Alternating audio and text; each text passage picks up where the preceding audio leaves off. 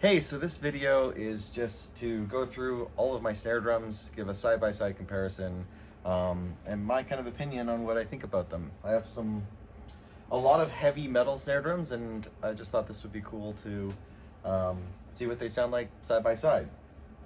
Starting off, this is my Ayotte Keplinger 14x6.5 stainless steel 3mm shell, seamless, beautiful, with wood hoops. I originally got this snare with steel hoops and I converted it to wood hoops, which was a bit of a process to find the parts because Ayotte is out of business. This is my favorite snare that I own. I think it just sounds incredible and nothing sounds quite like it, especially with the wood hoops. When I first had it, I thought it sounded great. It's the Black Hole Sun snare drum, basically, same shell and everything. Matt Cameron made Keplingers really popular. But yeah, with the steel hoops, I just found it had a little bit of a almost annoying ring on the high end. And the wood hoops just kind of take that off and also add a little more beef and warmth. So yeah, without further ado, let's hear it.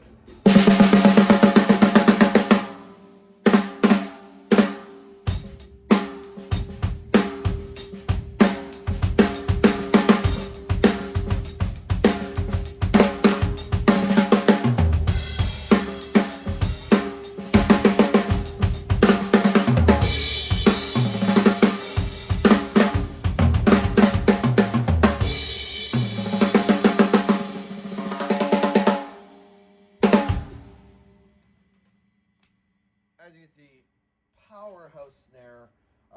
This one just kind of sings at this slightly lower tuning. All my other snares, they seem to find the sweet spot a bit higher. This is like in the sweet spot, the full tuning range. So it's really something special.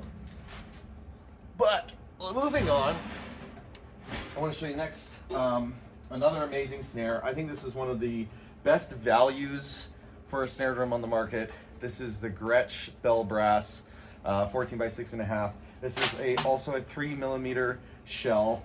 This is kind of apparently this snare was designed for Brad Wilk as an endeavor for Gretsch to get him to stop using his signature, well, not signature, but his trusty Tama Bell Brass snare, which is used on both Rage and I think all the Audio Slave albums, certainly like Cochise and all that stuff. Word is that he didn't like it quite as much, so he didn't use it. But I think it's a fantastic snare drum. You can get them used for like $900 or so. They're new, about $1,200. This is my primary gigging snare because like it sounds fantastic, but it is like replaceable. If I lost my Keplinger, I don't know how long it would take to find another one. They're rarer than hens these days, but yeah, let's give this a listen.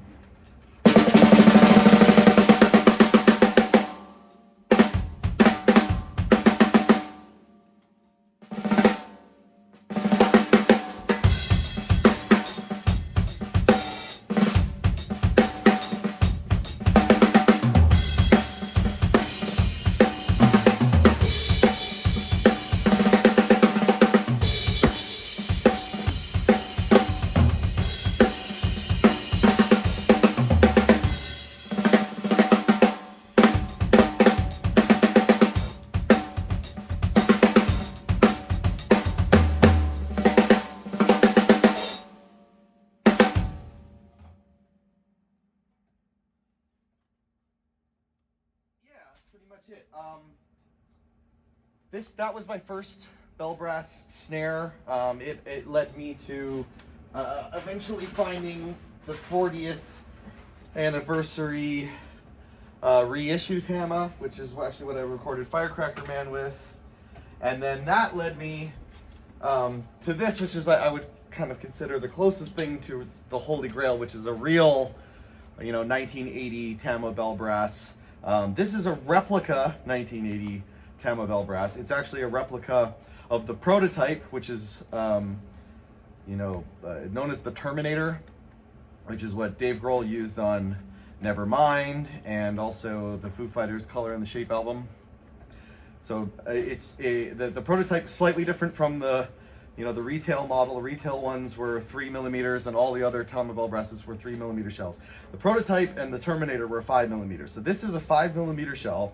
It's made by Savage Custom Drums. It's even got a, you know, a Tama badge. It's got all original early 80s Tama hardware. So it is like basically the DNA is identical to an original. It just wasn't made, you know, by Tama in Japan in 1980. This snare is ridiculous. It almost sounds like it's dampened, but it has an ambassador on it. Like all of my snares are with the exception of the Keplinger, which has an Emperor. I just thought it gave it a little bit more fatness. All my snares are just wide open tuning with ambassadors. Listen to this thing, it's just insane.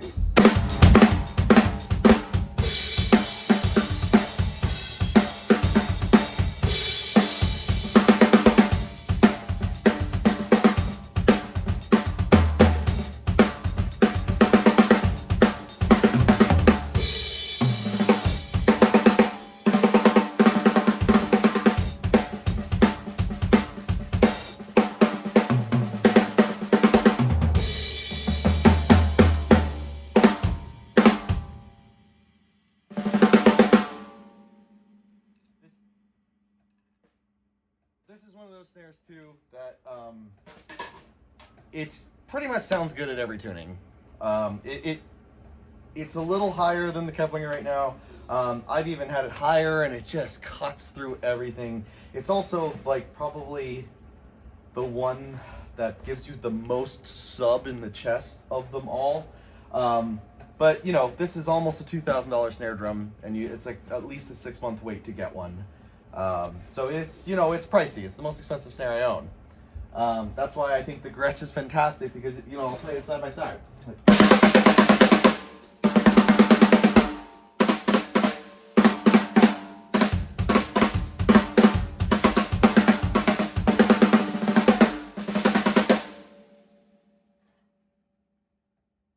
can probably hear that difference. Again, really close, similar DNA.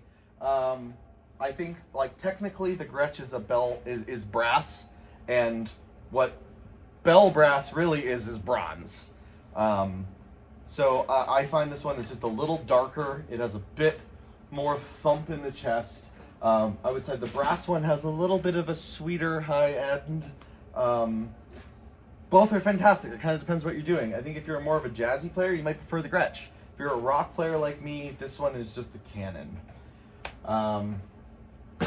Yeah, that's it.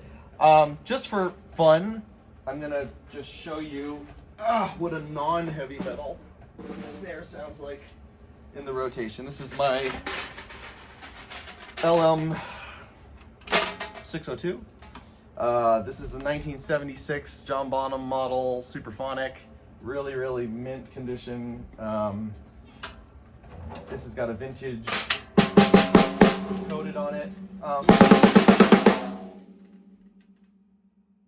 You can just tell, like, even instantly, like, it just doesn't have the huh that all these other snares have, and that's kind of what keeps me from playing it. I don't play it very often.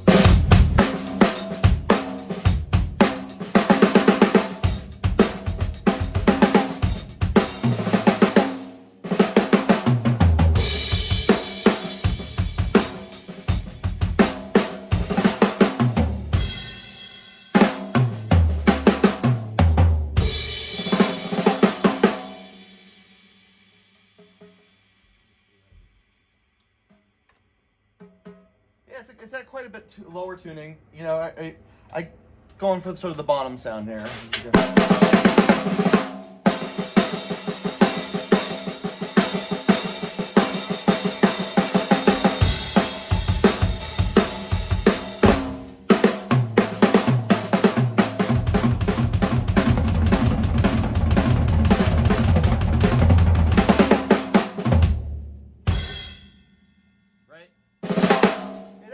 It sounds like classic rock. But yeah, and then, you know, one more just for fun. Well, I've got all the snare drums out. This is one I actually custom ordered from Ludwig to match my thermoglass natural maple drums. So it is a Legacy maple shell. Oh. Come on, you little. Yeah, come on. There you go. This is a 3-ply maple shell with reinforcement rings. Got it to kind of match my the bass drums here, these guys. So blue olive badge. I put on die-cast hoops because it just adds a lot more heft. This is actually 8-lug because I thought that would be cool. Kind of similar to the, I think they were called School Festival snares and stuff. But yeah, have a listen.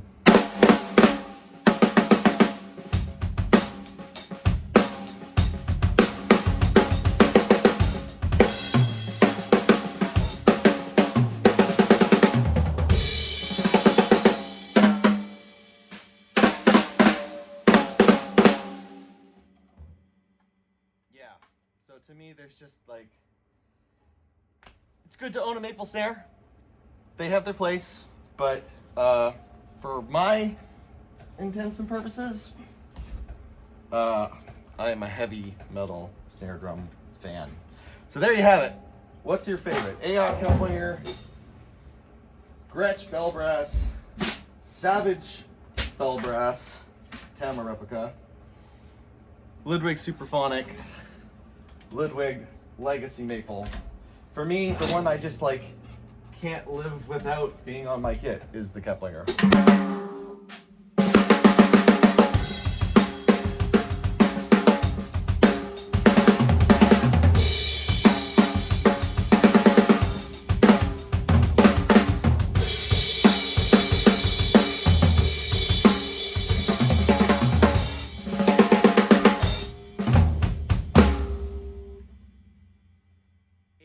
It's just awesome. Like,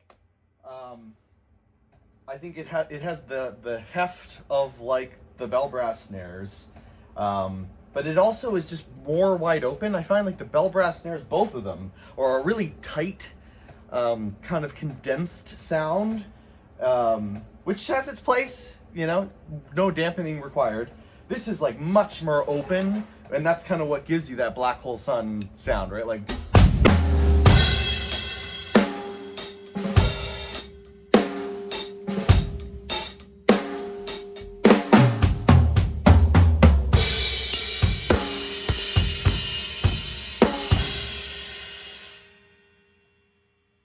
Like it rings out and it's so breathy. Yeah, so that's it. Hope you've enjoyed this. It was kind of fun to make. It was fun to this is probably the first time in a while that I've actually shot them all out side by side. I kind of feel like the Supra and the Legacy Maple could probably sound a little better if I crank them up a bit. I just kind of had them more like a vintage tuning. But yeah, maybe I'll try that next. But anyway, hope you've enjoyed this. Cheers.